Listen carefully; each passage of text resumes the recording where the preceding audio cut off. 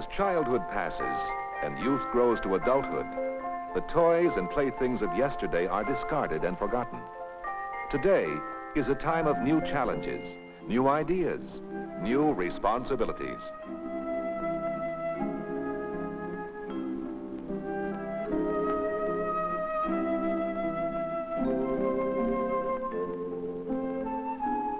They say the world is ours. Who wants it? We didn't ask to be here. And now the moon, the universe, and all of space. Sometimes I'm afraid. It isn't our world now. This is more our world.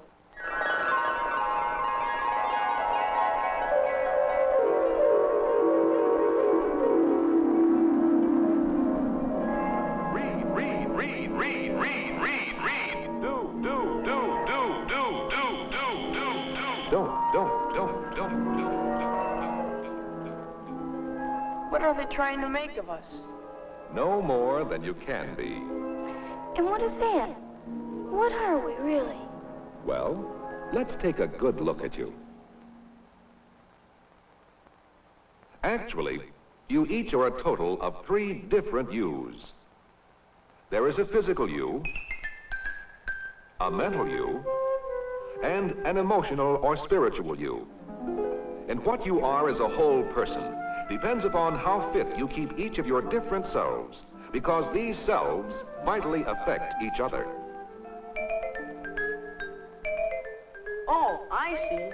When one of me is weak, then all of me is not as good as it could be. But how do I keep these 3 selves of mine healthy? I think I know.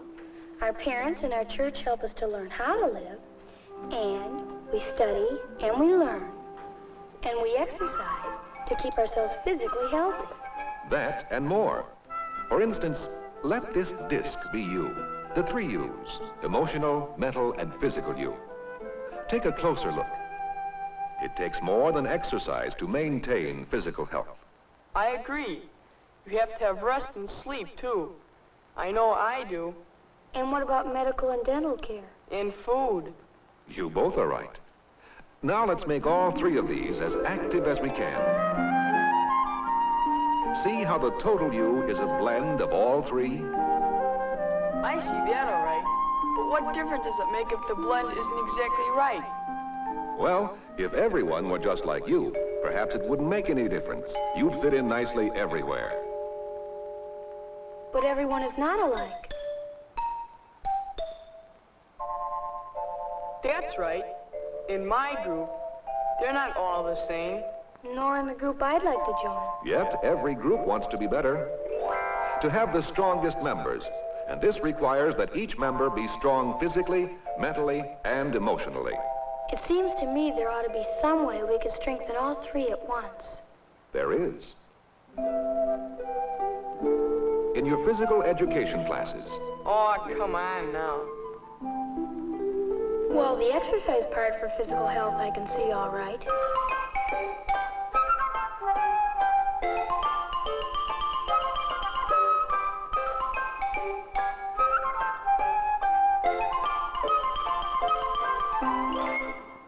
But how does it exercise the emotional me?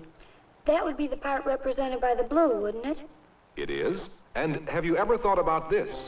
Learning to play by the rules develops sportsmanship, develops character. And so does learning to share the game. I know it's fun to win, but when you lose, you have to know how to take it. Right. And that's emotional and spiritual development.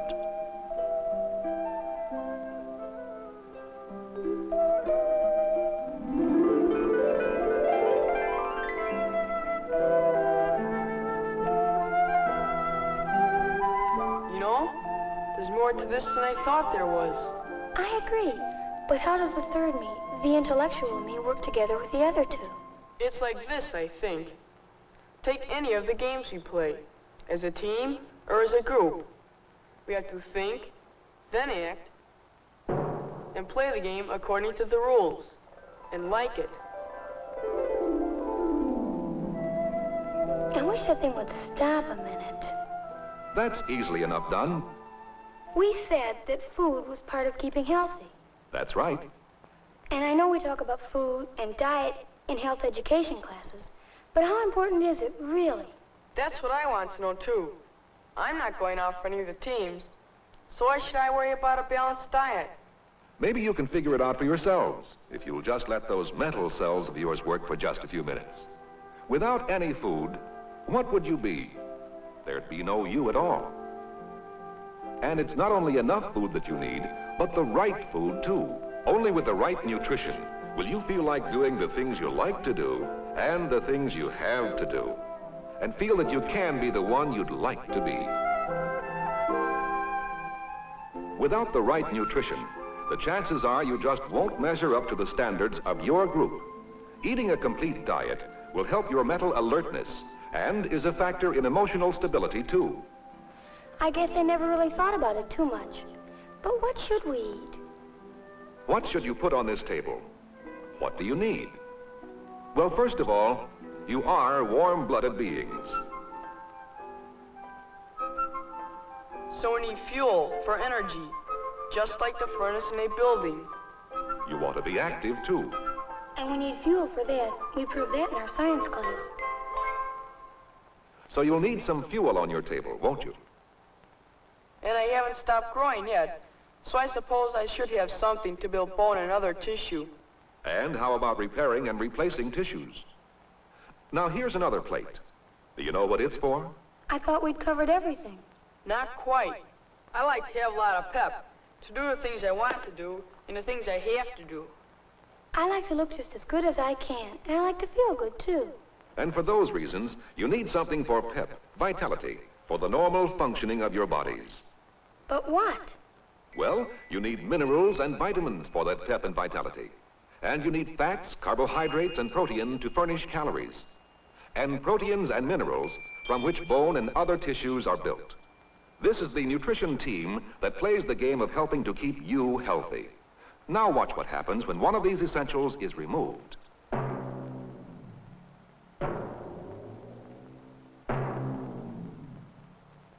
Remember, when your diet is unbalanced, your physical self will not be healthy, and so your whole self suffers. You will not be as alert as you can be, and you'll be hard to get along with. You do want a full team, a strong team. A good team, naturally, but one that looks like something good to eat. Then how about this? Here is where your nutrition team comes from. Take protein, for instance. Protein comes from meats, eggs, dairy foods, dried beans, and from enriched and whole grain bread. How about minerals? These foods are rich in minerals, such as iron and calcium. Enriched and whole grain bread are important sources of minerals. And you recognize the vitamins character, don't you? Vitamin A comes from deep green and dark yellow vegetables, and from whole milk, butter, and margarine, too. And I learned the other day that you have to have B vitamins to keep healthy. Here are the best known of the B vitamins, thiamine, riboflavin, and niacin. Thiamine is the vitamin most likely to be shorted in most diets. It is found in pork, enriched in whole grain bread and cereals, beans, and potatoes. Riboflavin is found in milk, enriched in whole grain bread and cereal, meats, and green vegetables. Niacin is found in poultry, fish, enriched in whole grain bread and cereals, and potatoes. And I think you get vitamin C from fruits, tomatoes, potatoes, and leafy vegetables. Yes, and there are other vitamins. Vitamin D, for example, that you get from the sun, from seafoods, and from fortified milk. You'll find that all foods carry calories, some more than others. You must have calories to stay alive. Of course, if you don't have enough, you'll be too thin. And if you have too many, well, just remember that the total of all you eat in one day depends upon how big you are, how active you are, and how efficient your body is. And when you eat, morning, noon, or evening, or even for snacks, remember that the full nutrition team will work for you only when you choose your food to include some of each of the basic 4 groups. Tomorrow, at breakfast, the most important meal, remember and choose wisely for the sake of your total health. I suppose we should. But it isn't always easy, especially when there's a choice. But the choice is yours. I think I understand. If I want to be healthy in every way, then I must try to make the right choice. And if I want to do that, I expect I'd better pay more attention to what they teach in physical education classes. Me too. I hope that more and more I'll be making my own choices. And I'd be pretty stupid to make the wrong ones. To choose between better and worse, that is the sacred privilege of every human being. Just how the choice is made depends upon each one and upon what he or she really wants to be.